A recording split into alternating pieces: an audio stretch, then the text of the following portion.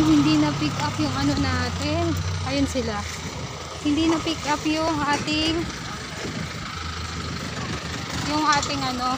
ating package. Hindi na pick up kasi kailangan daw ng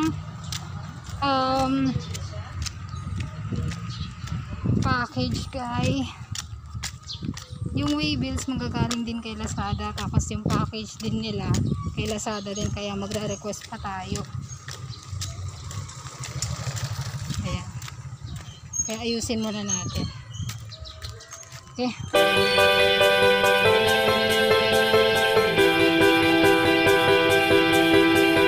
Hi guys! Isang malawakang kaway-kaway na naman po sa inyo lahat. Welcome back to Single Mom Diary. Ayan.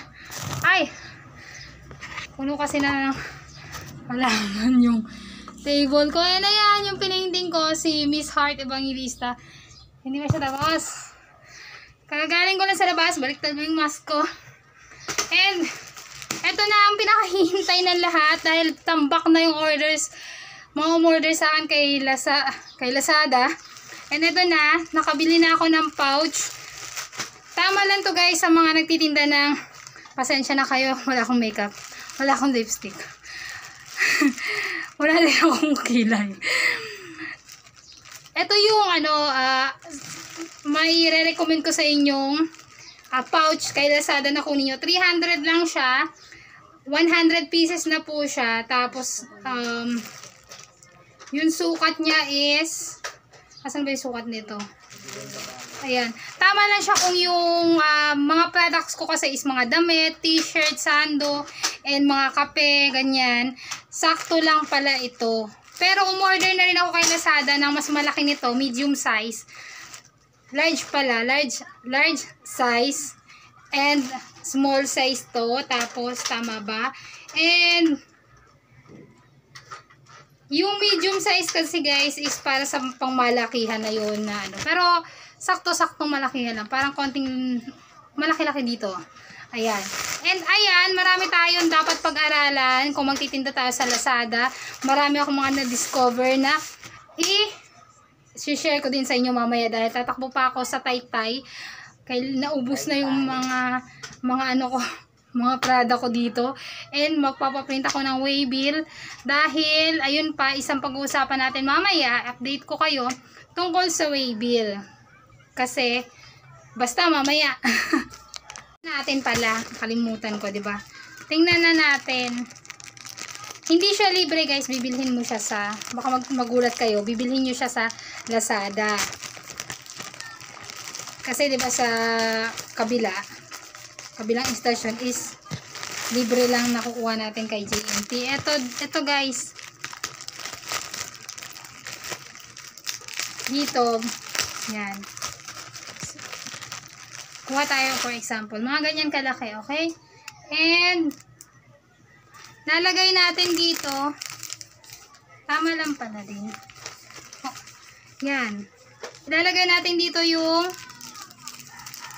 ating ayan.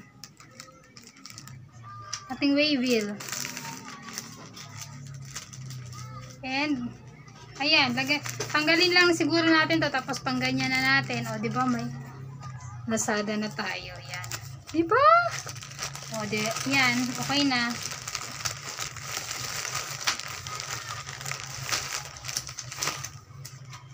Ayan. Excited na ako. Ngayon, magpapaprint ako ng waybill. And, o-order na rin tayo. Magkakanvas tayo ng waybill printer. Oo, para kailangan talaga yun. Kung gusto nating pang lifetime tong business natin, kailangan nating mag-invest ng ating mga aparatos. Okay?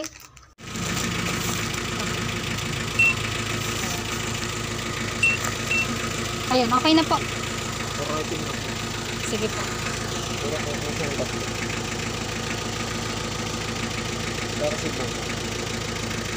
Ay.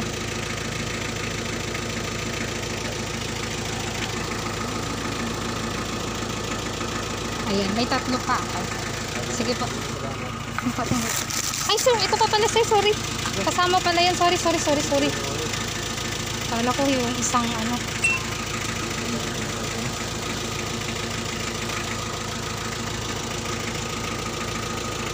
Yan, salamat po. Ayan, okay na, na-receive na nila Lazada. Dali, ito ulan na. 4 yon, kulang pa ng 2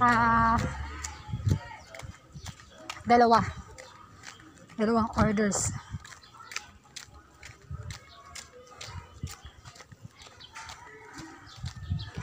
Okay, ganun lang, kasimple. At least kahit papano nakahinga-hinga na ako kasi na-receive na nila Lazada. Si Lazada na bahala mag-deliver. Okay, ngayon sa labas, pick upin na ni Shopee yung delivery. Ano yun? Natutulog.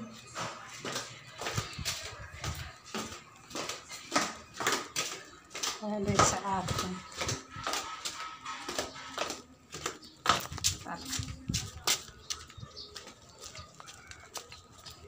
Lapit na daw sila. Check natin. Hapuli pa tayo. Birthday.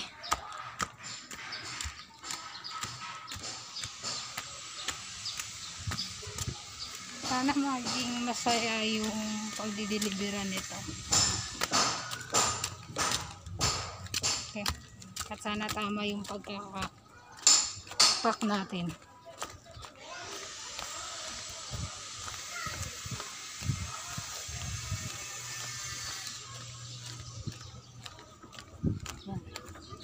Hintayin natin dito na lang tayo maghintay.